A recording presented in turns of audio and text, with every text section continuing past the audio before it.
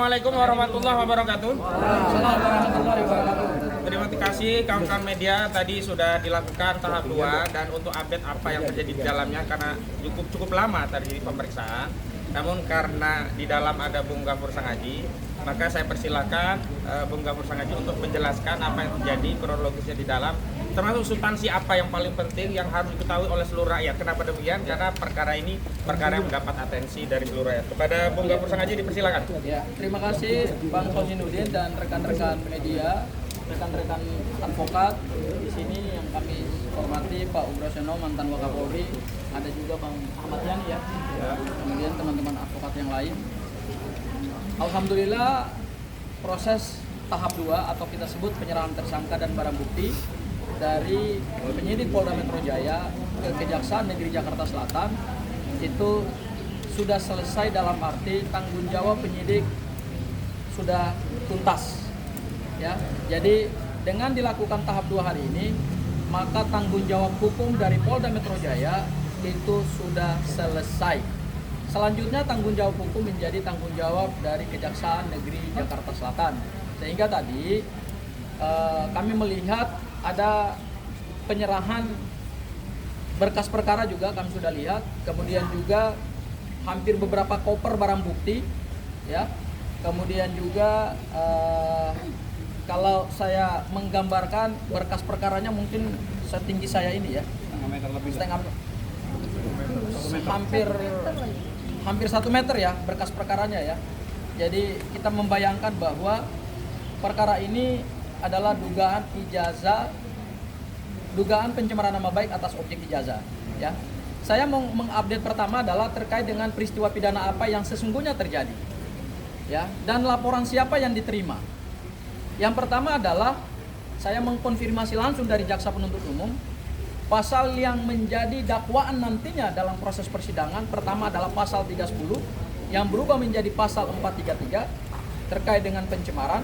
Kemudian yang kedua pasal fitnah, pasal 43311 yang berubah menjadi pasal 434, ancaman pidananya 6 bulan dan 2 tahun. Kemudian ternyata ada beberapa laporan dari Samuel Sweken, Andi Kurniawan, dan kemudian Lecumanan dari Pradi Bersatu itu sama sekali ternyata tidak terbukti nantinya karena laporan-laporan tersebut ternyata tidak diterima oleh jaksa penuntut umum. Berdasarkan apa? Berdasarkan P19. Jadi jaksa menggugurkan 3 laporan LP, yaitu dari Samuel Sweken, Andi Kurniawan, dan Lecumanan, ya, 3 orang. Tentu ada konsekuensi hukumnya ke depan ya. Tapi kami tidak akan menyebut apa konsekuensi hukumnya ke depan. Yang kedua adalah dimasukkannya pasal 32 dan pasal 35. Jadi dalam perkara ini yang menjadi pasal dakwaan nantinya dalam proses persidangan itu adalah LP dari Pak Joko Widodo. LP lain digugurkan oleh jaksa penuntut umum ya, berdasarkan P19. Jadi selama ini yang bikin gaduh itu dari kelompok-kelompok relawan dari Pradi Bersatu, mereka mendalilkan ada ujaran kebencian, ada penghasutan terkait dengan objek ijazah. Ternyata setelah diperiksa berkas perkaranya oleh jaksa penuntut umum, clear 100% bahwa laporan-laporan tersebut tidak berdasar secara hukum, maka digugurkan dalam surat dakwaan. Ya, itu hal yang pertama. Hal yang kedua, dalam proses penyerahan tersangka tadi, ada pertanyaan dari jaksa penuntut umum kepada para tersangka yang kami sebut adalah para pejuang, yaitu apa?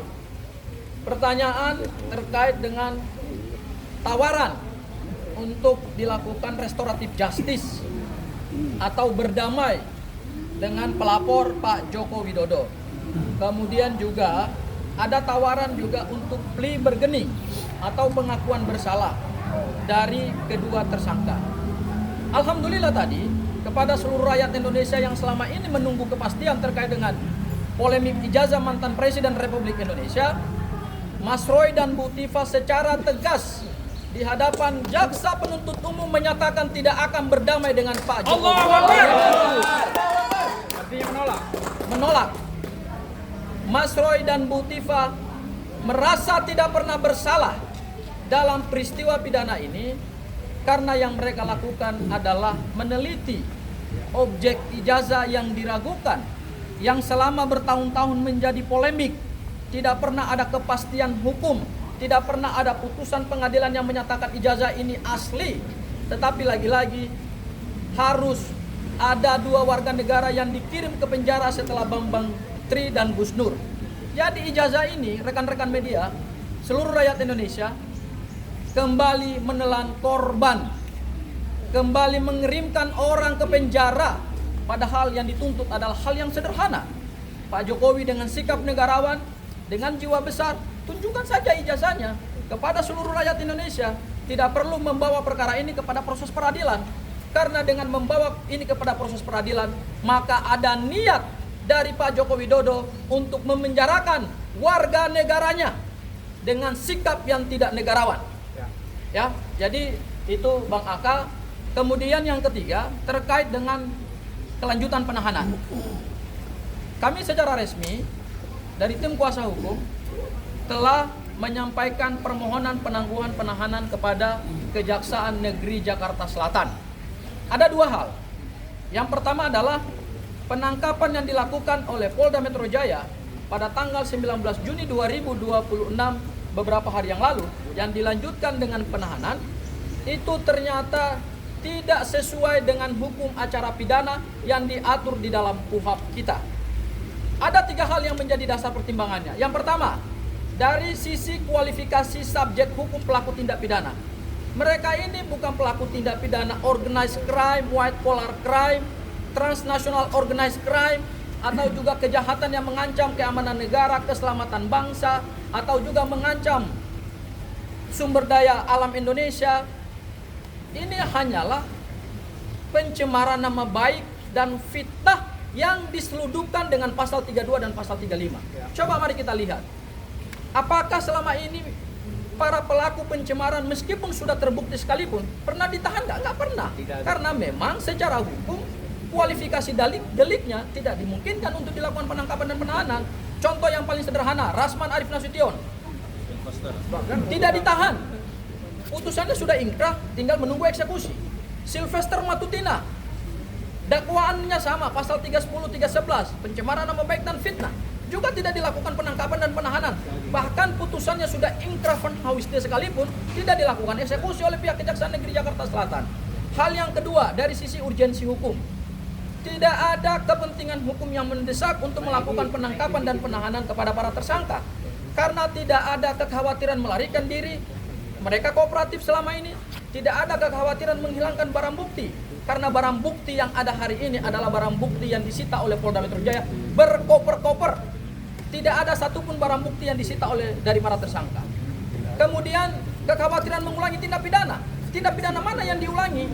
Apakah setelah melakukan pencemaran nama baik kemudian melakukan penganiayaan misalnya? Apakah kemudian melakukan tindak pidana yang diancam dengan pasal lain? Jadi semua yang menjadi dasar dari penangkapan dan penahanan ini sejujurnya itu sangat tidak sesuai dengan hukum acara pidana. Kemudian yang terakhir adalah dari sisi dasar penahanan dan penangkapan. Penangkapan ini dilakukan sebenarnya sudah di luar kewenangan penyidik Polda Metro Jaya karena penyidikan itu telah dinyatakan selesai. Pada tanggal berapa? Tanggal 30 April 2026. Pada saat tadi kami melihat P21, ternyata berkas perkara ini sudah dinyatakan lengkap sejak tanggal 30 April 2026. Maka sejak tanggal 30 April 2026 tersebut, kewenangan penyidik Polda Metro Jaya sebetulnya untuk menuntaskan penyidikan itu sudah selesai. Buat apa lagi menangkap dan menahan orang? Karena penyidikannya sudah dianggap selesai. Ya, jadi kami melihat bahwa atas dasar tersebut kami meminta kepada Kejaksaan Negeri Jakarta Selatan melalui permohonan resmi yang disampaikan oleh istri Mas Roy, kemudian anak dari Dr. Tifa, didukung dengan jaminan tambahan dari tokoh-tokoh bangsa, maka kami memohon bahwa terhadap penahanan lanjutan tidak bisa lagi dilakukan. Dan alasan yang kedua tentu adalah pada alasan kesehatan. Ya, kami tadi sudah berkonsultasi dengan penuntut umum, dan juga ditanyakan penuntut umum kepada tersangka, apakah tersangka dalam keadaan yang baik untuk kami melanjutkan penahanan. Tersangka menyampaikan bahwa baru saja tadi pagi sekitar jam 7 pagi baru keluar dari Rumah Sakit Polri Bayangkara.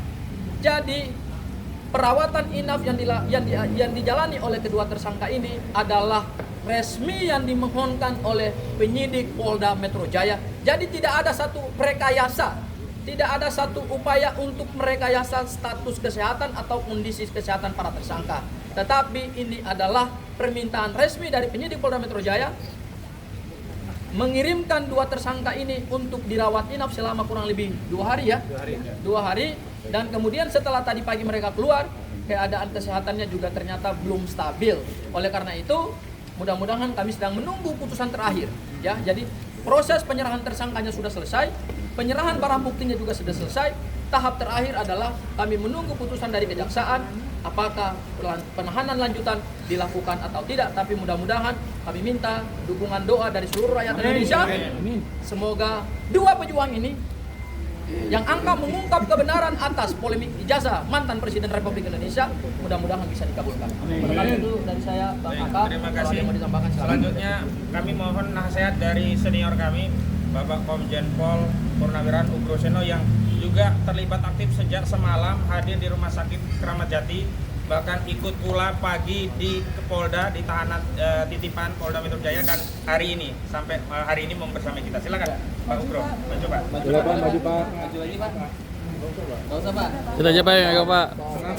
Biar mereka yang Udah nggak apa-apa. Jadi terima kasih. Saya tadi tidak akan menambahkan apa yang disampaikan sama rekan saya, Pak Bambul. Jadi ini untuk ke depan nanti, ya kan? Kalau perkara tadi sudah dinyatakan P21, kemudian tinggal dilimpahkan kepada kejaksaan, pelimpahan tahap 2. Ya kan? Nah, saya sampaikan karena ini sifatnya edukasi. Semua perkara yang sudah P21 yang akan dilimpahkan itu tidak ada aturan penahanan yang didasarkan pada P21 sesuai dengan KUHP yang baru kita, yaitu pasal 100 ayat 5 atau angka 5 di situ bisa dibaca tentang ketentuan untuk melakukan penahanan, yaitu ada 8 item plus 1 yaitu minimal 2 alat bukti yang sah.